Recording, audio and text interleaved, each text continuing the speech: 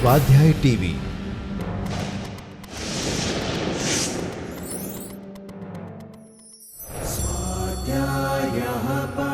Doctor Baba Saheb Ambedkar open university.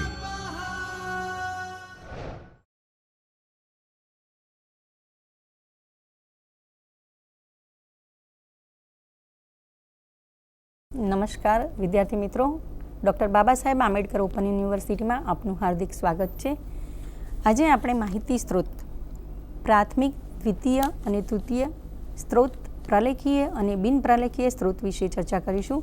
Information sources, primary, secondary and territory sources, documentary and none documentary. અગાઉ આપણે information sources, type of information વિશે ચર્ચા કરી, પ્રાથમિક સ્ત્રોત વિશે માહિતી આપી। હવે આપણે દ્વિતીય, તૃતીય અને બિન પ્રલેખીય માહિતી સ્ત્રોત વિશે ચર્ચા કરીશું। દ્વિતીય માહિતી સ્ત્રોત, સેકન્ડરી સોર્સિસ, પ્રાથમિક માહિતી સ્ત્રોતો દ્વારા થયેલ શોધો, વિચારો, કાર્યોને વ્યવસ્થિત અને સંગઠિત કરી તાર્કિક ક્રમમાં ગોઠવી પ્રાથમિક માહિતી સ્ત્રોતના આધારે સંપાદિત કરવામાં આવે છે, તેને દ્વિતીય માહિતી સ્ત્રોત કહેવામાં આવે છે। આ માહિતી સ્ત્રોતમાંથી માહિતી મેળવવાનું સુલભ અને સરળ હોય છે। આ સ્ત્રોતમાં માહિતી વિસ્તૃત સ્વરૂપમાં આપવામાં આવેલ હોય છે, તે પ્રાથમિક સ્ત્રોત સંબંધિત માહિતી પૂરી પાડે છે। દ્વિતીય પ્રકારના સ્ત્રોતમાં નિર્દેશીકરણ અને સારકરણ સામયિકો, ઇન્ડેક્સિંગ એન્ડ એબ્સ્ટ્રેક્ટિંગ પિરિયોડિકલ્સનો સમાવેશ થાય છે। સમીક્ષા અને સર્વેક્ષણ, રિવ્યૂ એન્ડ સર્વે, વાર્ષિક અહેવાલ, એન્યુઅલ રિપોર્ટ્સ, સંદર્ભ ગ્રંથો, રેફરન્સ બુક્સ, વિષયના ગ્રંથો, બુક્સ ઓના સબ્જેક્ટનો સમાવેશ કરવામાં આવેલ છે। વિસ્તૃત રીતે જોઈએ તો નિર્દેશીકરણ અને સારકરણ સામયિકો, ઇન્ડેક્સિંગ એન્ડ એબ્સ્ટ્રેક્ટિંગ પિરિયોડિકલ્સ વિશે વિચારતા કોઈ માહિતી તરફ નિર્દેશ કરવાની વૈજ્ઞાનિક અને વ્યવસ્થિત રીતને નિર્દેશીકરણ કહેવામાં આવે છે। નિર્દેશીકરણમાં મૂળ લેખના કર્તા, આખ્યા વગેરેની માહિતી વિશિષ્ટ વિષય મથાળા સાથે આપવામાં આવે છે। ક્યારેક લેખનો સાર પણ આપવામાં આવે છે। કોઈપણ સંશોધક માટે તેમના વિષયમાં પ્રગાઢ થતું તમામ સાહિત્ય જોઈ જવાનું શક્ય નથી। જો નિર્દેશીકરણ અને સારકરણ સામયિકો દ્વારા માહિતીને સહજ રીતે જોઈ શકાય, વિવિધ પ્રકારના સામયિકોમાં પ્રકાશિત થયેલા લેખો પ્રત્યે ધ્યાન દોરવાનું કાર્ય નિર્દેશીકરણ અને સારકરણ સામયિકો કરે છે। દાખલા તરીકે indexing periodical applied science and technological index 4 New York દ્વારા પ્રકાશિત કરવામાં આવ્યું છે। તેનો પબ્લિશર H.W. વિલ્સન છે। 1958માં તેનું પ્રકાશન થયેલું છે। એનું બીજું જોઈએ સમીક્ષા અને સર્વેક્ષણ, રિવ્યૂ એન્ડ સર્વે। સમીક્ષામાં વિદ્વાનો કે વિષયના નિષ્ણાતો દ્વારા જે તે વિષયમાં થયેલ પ્રગતિ અને વિકાસનો અહેવાલ અને પસંદગીના લેખોને સર્વેક્ષણ તરીકે ઓળખવામાં આવે છે। વર્તમાન સમયમાં આ પ્રકારના સાહિત્યનો ઉપયોગ વધ્યો છે। આ પ્રકારના સાહિત્યનું શીર્ષક યરબુક of progress in, survey of progress in વગેરે હોય છે। ત્રીજું વાર્ષિક અહેવાલ, એન્યુઅલ રિપોર્ટ્સ, વિદ્વત સંસ્થાઓ, સંશોધન સંસ્થાઓ, ગ્રંથાલયો વગેરે દર વર્ષે વાર્ષિક અહેવાલ પ્રકાશ કરે છે, જેમાં સામાન્ય માહિતી સાથે જે તે સંસ્થાના વિશિષ્ટ કાર્યો, સંશોધનો અને સેવાઓની માહિતી આપવામાં આવે છે। સંદર્ભ ગ્રંથો, રેફરન્સ બુક્સ, પ્રાથમિક સ્ત્રોતની માહિતીને ચોક્કસ ક્રમમાં વ્યાપક, આંશિક કે વ્યવસ્થિત સ્વરૂપમાં ગોઠવીને રજૂ કરતા ગ્રંથોને સંદર્ભ ગ્રંથો તરીકે ઓળખવામાં આવે છે। વિષયના વ્યાપને કારણે તેને બે વિભાગમાં મૂકી શકાય, સામાન્ય અને વિશિષ્ટ। દાખલા તરીકે વિશ્વકોશ, એન્સાઇક્લોપીડિયા વગેરે તે તેના ઉદાહરણો છે। સંશોધક જરૂરિયાત ઊભી થતાં કોઈ વિષય કે તથ્યના સ્પષ્ટીકરણ કે પુષ્ટિકરણ માટે સંદર્ભ ગ્રંથનો ઉપયોગ કરે છે। વિષયના ગ્રંથો વિશે વિચારીએ તો બુક્સ ઓન આ સબ્જેક્ટ, કોઈપણ વિષયની વ્યવસ્થિત અને વિસ્તૃત રીતે રજૂઆત કરતા ગ્રંથોને વિષયના ગ્રંથો કહેવાય છે। તે જે તે વિષયના જ્ઞાન મેળવવા ઉપયોગી છે। તેને 3 વિભાગમાં વિભાજિત કરી શકાય. 1 પ્રબંધ, 2 વિનિબંધ મોનોગ્રાફ્સ, 3 પાઠ્યપુસ્તક ટેક્સ્ટ બુક્સ. પ્રબંધ વિશે જોઈએ તો પ્રબંધ એટલે શું? તો આ ગ્રંથોમાં વિષયનું નિરૂપણ વિસ્તૃત રીતે કરવામાં આવેલું હોય છે. આમાં વિષયની રજૂઆત અલગ રીતે પણ સ્વરૂપ વિશ્વકોશીય હોય છે. આ ગ્રંથોમાં સંશોધનના પરિણામો તથા પ્રાથમિક સ્ત્રોતોના વિપુલ સંદર્ભો આપવામાં આવ્યા હોય છે. વિનિબંધ મોનોગ્રાફ્સ. વિનિબંધ નિશ્ચિત પ્રસંગ કે પ્રકરણ સુધી મર્યાદિત હોય છે. પ્રકરણના અંતે પાદટીપ, નોંધ, પરિશિષ્ટ સ્વરૂપે સંદર્ભ સૂચિ આપવામાં આવે છે તથા નવીન માહિતી પર વધારે ભાર મૂકવામાં આવે છે. દાખલા તરીકે ગ્રંથાલય સૂચિકરણ પ્રવેશિકા. પાઠ્યપુસ્તક ટેક્સ્ટ બુક્સ જે તે વિષય સમજવા, શીખવા તથા શીખવવા માટે પાઠ્યપુસ્તક વિશેષ ઉપયોગી બને છે. આ પ્રકારના ગ્રંથો પ્રકરણવાર વિષયની સમજ તથા અધ્યયન અને અધ્યાપન માટેના મુખ્ય સાધન સ્વરૂપ હોય છે. તેનો મુખ્ય ઉદ્દેશ વિષયની સરળ રજૂઆત કરી સમજવાનો છે. હવે આપણે ટેરિટરી સોર્સિસ તૃતીય કક્ષાના માહિતી સ્ત્રોત વિશે ચર્ચા કરીશું. આ સ્ત્રોતમાં પ્રાથમિક અને દ્વિતીય કક્ષા સ્ત્રોતોની ચકાસણી કરીને એકઠી કરેલી માહિતીનો સમાવેશ કરવામાં આવે છે. આવા માહિતી સ્ત્રોત જરૂરી માહિતી સીધી આપતા નથી, પરંતુ તે માહિતી ક્યાંથી ઉપલબ્ધ થશે તેનો નિર્દેશ કરે છે. આનો મુખ્ય ઉદ્દેશ સંશોધક અને વિશેષજ્ઞોને પ્રાથમિક અને દ્વિતીય સ્ત્રોતના ઉપયોગ માટે જરૂરી માહિતી શોધી આપવાનો છે અને સહાયભૂત થવાનો છે. સાહિત્યમાં વૃદ્ધિને કારણે આ સ્ત્રોત અત્યંત ઉપયોગી થઈ પડ્યો છે. બધા જ પ્રકારના વિશ્વકોશ, જ્ઞાનકોશ, વાર્ષિકી, વાંગ્મય સૂચિઓની વાંગ્મય સૂચિ વગેરે તેના ઉદાહરણો છે. વાર્ષિકીઓ વિશે જોઈએ. ઇયરબુક જે તે વિષયની મર્યાદામાં રહી રાષ્ટ્રીય કે આંતરરાષ્ટ્રીય સ્તરે જે તે વર્ષ દરમિયાન બનેલા બનાવો, વિકાસ કાર્યો, આંકડાઓની માહિતી આપવામાં આવતા અને દર વર્ષે પ્રકાશિત કરવામાં આવતા સોર્સને વાર્ષિકી કહેવામાં આવે છે. આ પ્રકારના સ્ત્રોતમાં પ્રકાશનોનો સર્વે, રિવ્યૂ નામથી પણ ઓળખવામાં આવે છે. નિર્દેશિકા ડિરેક્ટરીઝ વ્યક્તિ, સંસ્થા, નામ તથા સરનામાની માહિતી વર્ણાનુક્રમે કે અન્ય કોઈ ક્રમમાં આપવામાં આવતી માહિતીને અથવામાં માહિતી આપવામાં આવતા સ્ત્રોતને ડિરેક્ટરીઝ કહેવામાં આવે છે. જે વ્યક્તિ કે સંસ્થાની માહિતી મેળવવા ઉપયોગી છે. દાખલા તરીકે ડિરેક્ટરીઝ ઓફ ઓર્ગેનાઇઝેશન. માર્ગદર્શિકા ગાઈડબુક જે તે વિષયના ગ્રંથોની વાંગ્મય સૂચિ માહિતી આપતા સ્ત્રોતને માર્ગદર્શિકા કહેવાય. દાખલા તરીકે ગાઈડ ઓફ રેફરન્સ બુક. શોધ નિબંધ સૂચિ સંશોધનનું સંક્ષિપ્ત વર્ણન, સંશોધકનું નામ, સરનામું, સમય, શોધ કાર્યમાં મદદ કરનાર, સંસ્થાનું નામ, થયેલ સંશોધનના તારણો વગેરે માહિતી પૂરી પાડતી સૂચિને શોધ નિબંધ સૂચિ કહેવામાં આવે છે. આ સૂચિ દ્વારા સંશોધનનું પુનરાવર્તન ટાળી શકાય છે. કયા વિષયમાં સંશોધન થયું છે તેને જાણી શકાય છે, તેના દ્વારા પ્રાપ્ત કરી શકાય છે. 5 વાંગ્મય સૂચિ બિબ્લિયોગ્રાફી ગ્રંથનામોની નોંધ સહિતની કે નોંધ વગરની યાદી જે વ્યવસ્થિત ક્રમમાં ગોઠવાયેલ હોય તે કોઈ વિષય, કોઈ સ્થળ, કોઈ ભાષા, કોઈ કર્તાની નિશ્ચિત સમય પૂરતી હોય તેને બિબ્લિયોગ્રાફી કહેવામાં આવે છે.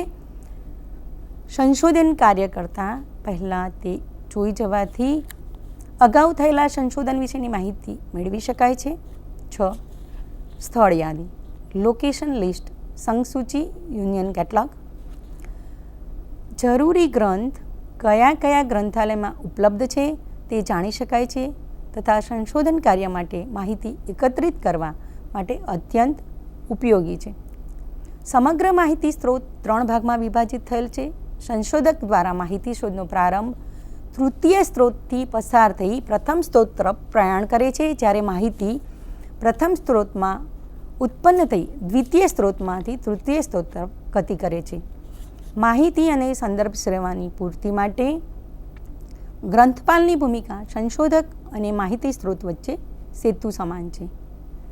હવે આપણે બિનપ્રાલેખીય નોન ડોક્યુમેન્ટરી રેફરન્સ સોર્સિસ વિશે ચર્ચા કરીશું. બિનપ્રાલેખીય સ્ત્રોત એટલે શું? બિનપ્રલેખીય સ્ત્રોતો વાર્તાલાપ, સંવાદ, રૂબરૂ મુલાકાત, ચર્ચા, પ્રત્યાયન થકી માહિતી સ્ત્રોતનું સ્વરૂપ ધારણ કરે છે.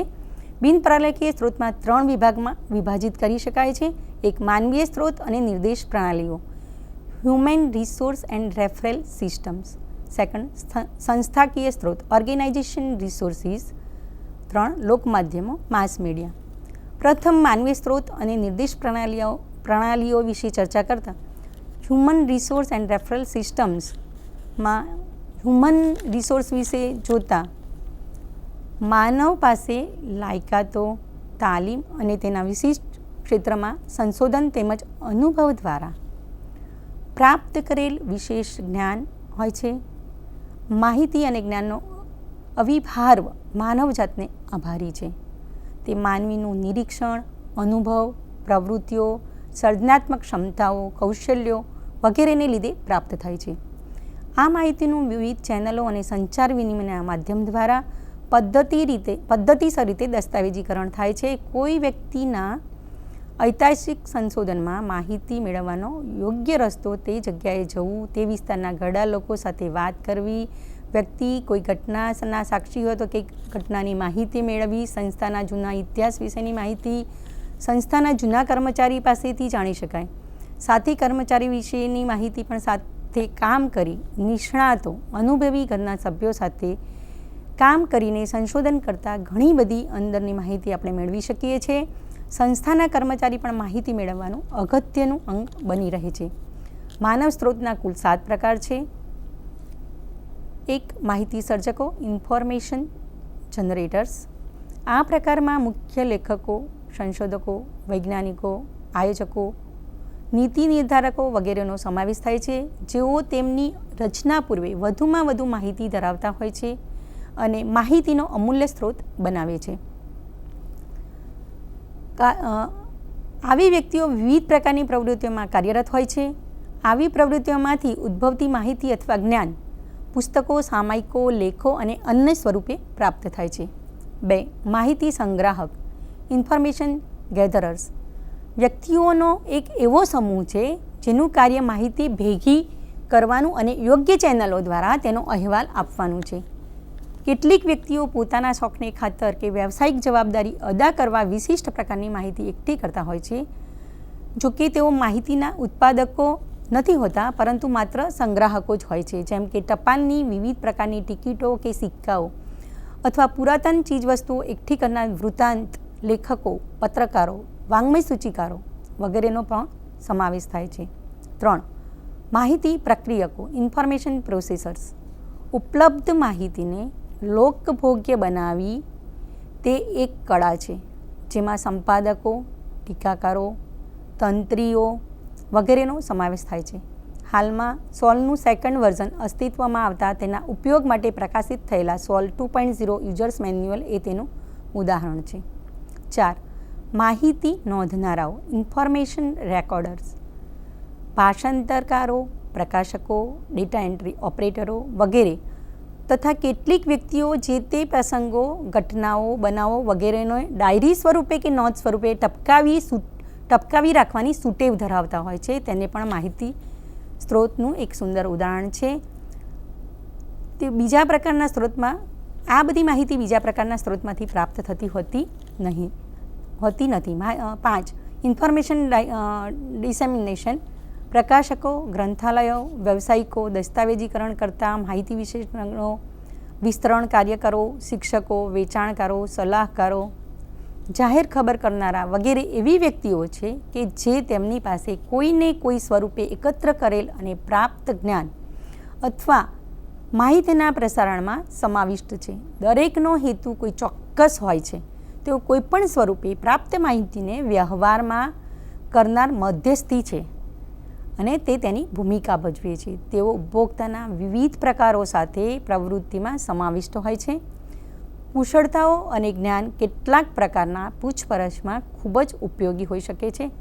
વિસ્તરણ કાર્યકરો, કૃષિકારો ગ્રામીણ ક્ષેત્રમાં ઓછા ખર્ચના મકાનો, કુટુંબ નિયોજન અને આરોગ્યલક્ષી કાળજીના જ્ઞાનના પ્રસારણમાં ખૂબ જ અગત્યની ભૂમિકા ભજવે છે. સામાજિક આરોગ્યની વ્યક્તિઓ, સમાજ કલ્યાણ કાર્યકરો અને આવી બીજી વ્યક્તિઓ પણ ફક્ત પોતાના વિષયમાં જ નહીં પરંતુ બધા સ્વરૂપની વ્યક્તિગત સંચાર વિનિમય તકનીક વાપરીને સંબંધિત સમૂહોમાં ખૂબ જ ઉપયોગી રીતે તેમની સાથે માહિતી લઈ જાય છે. શિક્ષકો અને શિક્ષણવિદો જ્ઞાન અને માહિતીના ખૂબ જ પ્રણાલિકાગત પ્રસારકો છે. આ વ્યક્તિઓ વિવિધ વય સમૂહો, વિવિધ પ્રકારના વ્યાવસાયિકો અને તજજ્ઞો સાથે કાર્ય કરે છે. તેઓ પણ મદદ કરવા માટે તત્પર હોય છે. પ્રસારકોનું કાર્ય માનવ સ્ત્રોત તરીકે મહત્ત્વની ભૂમિકા ભજવે છે, જેમ કે શિક્ષક, વિસ્તરણ પ્રવૃત્તિ યોજનાર, સભા સંચાલકો, કાવ્યધારાના સંચાલકો, તેઓની પાસે એકત્ર કરેલી માહિતી પણ મહત્ત્વનો માહિતી સ્ત્રોત બની રહે છે. 6. માહિતી પુનઃપ્રાપ્તિ કરાવનારાઓ, ઇન્ફોર્મેશન રિટ્રાઈવર્સ. સામાન્યતઃ આ પ્રકારના માનવ સ્ત્રોતોમાં ગ્રંથાલયમાં જ કાર્યરત હોય છે, જેમાં વર્ગકાર, સૂચિકાર, નિર્દેશિકાર, સારકાર વગેરેનો સમાવેશ થાય છે. 7. માહિતી તજજ્ઞો, ઇન્ફોર્મેશન ટેકનોલોજીસ્ટ. માહિતી ટેકનોલોજીસ્ટમાં કમ્પ્યુટર ટેકનોલોજીનો સમાવેશ થાય છે. નિર્દેશ પ્રણાલીઓ, રેફરલ સિસ્ટમ્સ. નિર્દેશ પ્રણાલી એટલે એ પ્રણાલી જે પૂછક કે તેની ઈચ્છિત માહિતીના સંદર્ભે યોગ્ય સ્ત્રોત તરફ નિર્દેશ કરે છે, મોકલે છે. આ કેન્દ્ર પાસે પોતાની કોઈ માહિતી સ્ત્રોત હોતા નથી. જોકે કઈ માહિતી ક્યાંથી ઉપલબ્ધ બનશે તેની સંપૂર્ણ અને ચોક્કસ માહિતી એ કેન્દ્ર પાસે હોય છે.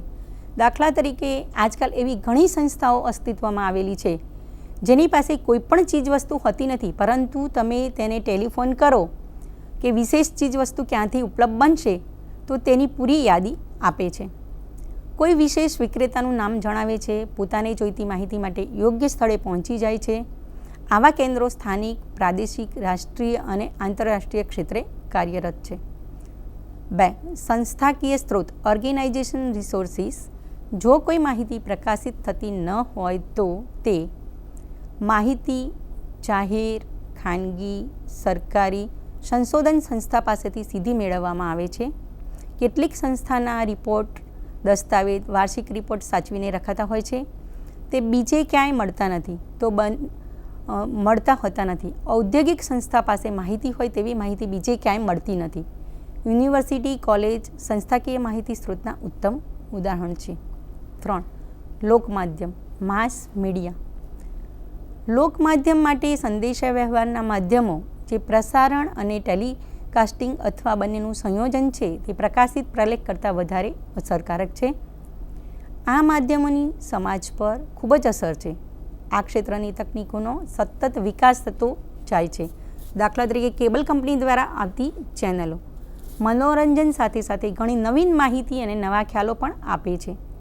કેબલ કંપની દ્વારા તૈયાર થતા સમાચાર વધુ વિશ્લેષણ, આલોચના અને વિશ્વસનીય હોય છે. તે ખાનગી રાહે ચાલતા હોવાથી સરકારશાહીની મર્યાદાનો સામનો કરવો પડતો નથી. લોકમાધ્યમ અને સમૂહ માધ્યમ તે માસ મીડિયાના પર્યાય તરીકે ઉપયોગમાં લેવાતા પદો છે, પરંતુ તે બંને વચ્ચે પાતળી ભેદરેખા છે. તે બંને વચ્ચેનો મુખ્ય તફાવત એ છે કે બંનેના સમૂહો જુદા જુદા હોય છે. લોકમાધ્યમ સામાન્ય રીતે વિસ્તરણની દ્રષ્ટિએ નજીક રહેતા લોકોને આવરી લે છે, જ્યારે સમૂહ માધ્યમ ટેકનોલોજી સાથે સંબંધ ધરાવતું હોવાથી દૂર દૂર વસતા જુદી જુદી કક્ષાના લોકોને આવરી લે છે. આજના યુગને સંચાર સાધનોનો યુગ તરીકે ઓળખવામાં આવે છે. સંચાર કે પ્રત્યાયન ક્રાંતિને કારણે વિશ્વના કોઈપણ ખૂણે બનતી ઘટના બહુ જ ઓછા સમયમાં વિશ્વમાં પ્રસરી જાય છે. સેટેલાઇટના કારણે માઇલો દૂર સુધી તત્ક્ષણે આ સેવા ઉપલબ્ધ થાય છે અને વ્યક્તિ તેને નિહાળી શકે છે. સંદેશો કે માહિતી આપે છે તેને જુદે જુદે સ્થળે રહેતી અનેક વ્યક્તિઓ સાંભળે છે, જે સંચાર ક્રાંતિની ફળશ્રુતિ છે. પરંપરાગત લોકમાધ્યમો, ક્રિયા ધરાવતી લોકકલા, ભવાઈ, રંગભૂમિ, કઠપૂતળી, હરિકથા જેવી કથાઓ, લોકગીતો, વાર્તાકથન, કાવ્યજ્ઞાન, મેળા અને ઉત્સવો તેના ઉદાહરણો છે. આધુનિક લોકમાધ્યમો, સમૂહ માધ્યમોમાં એક મુદ્રિત માધ્યમો, પ્રિન્ટિંગ મીડિયા. મુદ્રિત માધ્યમોમાં વર્તમાનપત્રો કે દૈનિક પત્રો આગવું સ્થાન ધરાવે છે. વર્તમાનપત્રોમાં સમાજ જીવનને સ્પર્શતી તમામ માહિતી રોજબરોજ પ્રકાશિત કરવામાં આવે છે. સાથે જ વર્તમાનપત્રો સાથે દરરોજ પુરવણીઓ પણ પ્રકાશિત કરવામાં આવે છે, જેમાં વિસ્તૃત માહિતી, મનોરંજન અને પ્રેરણાત્મક લેખો સાથે સાંપ્રત સમયની ઘટનાઓનું વિશ્લેષણ હોય છે. વર્તમાનપત્રોમાં પ્રકાશિત થતી માહિતી એક મહત્ત્વનું માહિતી સ્ત્રોત બની રહે છે. પેપર ક્લિપિંગ દ્વારા તેને વધુ સરળ અને ઉપયોગી બનાવી શકાય છે. 2. રેડિયો પ્રસારણ. રેડિયો બ્રોડકાસ્ટિંગ દ્વારા સમૂહ માધ્યમનું એક મહત્ત્વનું અંગ અને મુખ્ય પદ્ધતિ તે રેડિયો પ્રસારણ છે. દેશમાં વિવિધ પ્રદેશમાં સ્થાપિત રેડિયો સ્ટેશનો અંગ્રેજી અને બીજી ભારતીય ભાષાઓમાં સમાચાર વિશ્લેષણ, વિવિધ પ્રકારના મનોરંજન કાર્યક્રમો, સંગીત કાર્યક્રમો, સ્ત્રીઓ, બાળકો, ખેડૂતો, ઉદ્યોગપતિઓ માટેના કાર્યક્રમો, શૈક્ષણિક કાર્યક્રમો અને રમતગમતના કાર્યક્રમો પણ પ્રસારિત કરે છે. તેમાં પ્રસારિત થતી તમામ ક્ષેત્રની માહિતી આવરી લેવામાં આવે છે અને તેની નોંધ રાખવામાં આવે છે. તે ઉપયોગી માહિતી સ્ત્રોત બની રહે છે. 3. ટેલિવિઝન અને દ્રશ્ય શ્રાવ્ય સાધનો. આજે આપણા દૈનિક જીવનમાં ટેલિવિઝન એ મહત્ત્વનું સ્થાન બનાવ્યું છે. ટેલિવિઝન ઉદ્યોગ બેહદપણે વિકસ્યો છે, જેમાં દુનિયામાં સૌથી વધુ ટેલિવિઝન નેટવર્ક્સ કામ કરે છે. ભારતમાં દૂરદર્શન ઉપરાંત યુઝર્સને વિવિધ કાર્યક્રમોના વિકલ્પ આપતા મોટા પ્રમાણમાં ખાનગી ટેલિવિઝન નેટવર્ક્સ કાર્યરત છે. મનોરંજનથી માંડી રાજકીય, સામાજિક, આર્થિક, શૈક્ષણિક વગેરે સંબંધિત માહિતી પ્રસારણ કરે છે. લોકસંચાર વિનિમયમાં ઘણા દ્રશ્ય શ્રાવ્ય માધ્યમો, વિડીયો કેસેટ્સ અને CD-ROM એ ખૂબ જ અસરકર્તા છે. તે યુઝર્સ ફ્રેન્ડલી છે અને સમૂહ ઉપયોગમાં ઉપયોગી છે. પુરાતત્વ જાળવણી માટે CD-ROM મૂલ્યવાન છે. એન્સાઇક્લોપીડિયા જેવા ગ્રંથો એક CDમાં સમાઈ જાય છે. આમ તે ખૂબ જ ઓછી જગ્યા રોકે છે. અવાજનું રેકોર્ડિંગ, દ્રશ્ય શ્રાવ્ય માધ્યમો, વેપારી અને સંસ્થાકીય ધોરણે ઉત્પાદન વધ્યું છે. ગ્રંથાલયો પણ તેનો ઉપયોગ કરવા લાગ્યા છે. શૈક્ષણિક ક્ષેત્રોમાં પણ વિવિધ અભ્યાસક્રમો, ઓડિયો અને વિડીયો કેસેટ તૈયાર કરવામાં આવે છે. પ્રકાશિત સ્ત્રોતો તૈયાર કરવા ખૂબ જ મોંઘા હોય છે. કેટલીકવાર કેટલીક વ્યક્તિઓ એવી માહિતી પૂરી પાડે છે જે પ્રકાશિત સ્ત્રોતમાં હોતી નથી. તેવી જ રીતે સંસ્થાકીય સ્ત્રોતમાંથી મળતી માહિતી બીજે ક્યાંય મળતી નથી. દ્રશ્ય શ્રાવ્ય સાધનો દ્વારા પણ માહિતી મેળવી શકાય છે. જાહેર સંપર્કો, પબ્લિક રિલેશન્સ. અગાઉના જમાનામાં સાંજ પડે ત્યારે લોકો ગામના ચોરામાં બેસતા, વાતચીત સાથે સંબંધ ગાઢ બનાવતા. આજે આમ કરવાનું શક્ય નથી. જો કે બાગ બગીચાઓમાં આજે વડીલો, વૃદ્ધો ગામના ચોરાનું વાતાવરણ સર્જે છે. અનુભવથી તેમની પાસેથી અમુદ્રિત ઘણી બધી માહિતી જાણવા મળે છે. આજે સેવાકીય સંસ્થાઓ, ઉદ્યોગ અને વેપારી અને ગૃહો વગેરે જાહેર સંપર્ક અધિકારીની નિમણૂક કરે છે, જેઓ ઉત્પાદન અને ગ્રાહક વચ્ચે મધ્યસ્થી છે. કેટલાક નાના એકમો વિવિધ સંચારના માધ્યમના પ્રયોગ સાથે જાહેર સંપર્ક બનાવી શકે છે. જાહેરાત અને જાહેર ખબરો. જાહેરાત અને જાહેર ખબરો પણ એક મહત્ત્વનો લોકમાધ્યમનો માહિતી સ્ત્રોત છે. તે દ્વારા વિશિષ્ટ વસ્તુઓ અને સેવાઓની ઉપયોગિતા, ઉપયોગ અને પ્રગતિ જાણી શકાય છે. બિનપ્રાલેખીય સંદર્ભ સ્ત્રોત ઉન્નત સંદર્ભ મૂલ્ય ધરાવે છે. આ સ્ત્રોત પરંપરાગત સંદર્ભ સામગ્રી પ્રકારના નથી, પણ બિનપ્રાલેખીય સ્ત્રોતમાં છે, જે વિવિધ સંદર્ભોમાં માનવ તજજ્ઞોના કાર્યો ઓળખવા માટેના અજોડ અને અમૂલ્ય સ્ત્રોત છે. બિનપ્રાલેખીય સ્ત્રોત નિર્દેશ કેન્દ્ર તરીકે પણ જાણીતા છે. માનવ સંસ્થાકીય માહિતી સ્ત્રોતો, નિર્દેશ પ્રણાલીઓ અને લોકમાધ્યમો ભરપૂર માહિતીના ભંડારો છે, જે ભરપૂર માહિતી સ્ત્રોત તરીકે આગવું અને વિશિષ્ટ સ્થાન ધરાવે છે. બિનપ્રાલેખીય સ્ત્રોત સ્થળ, સમય અને ભાષા મર્યાદાથી પર છે. આમ બિનપ્રાલેખીય સ્ત્રોત એ ખૂબ જ ઉપયોગી અમુદ્રિત સાધન તરીકે આપણને ખૂબ જ ઉપયોગી છે. નમસ્કાર મિત્રો, હવે ફરી મળીશું આ જ માધ્યમ દ્વારા.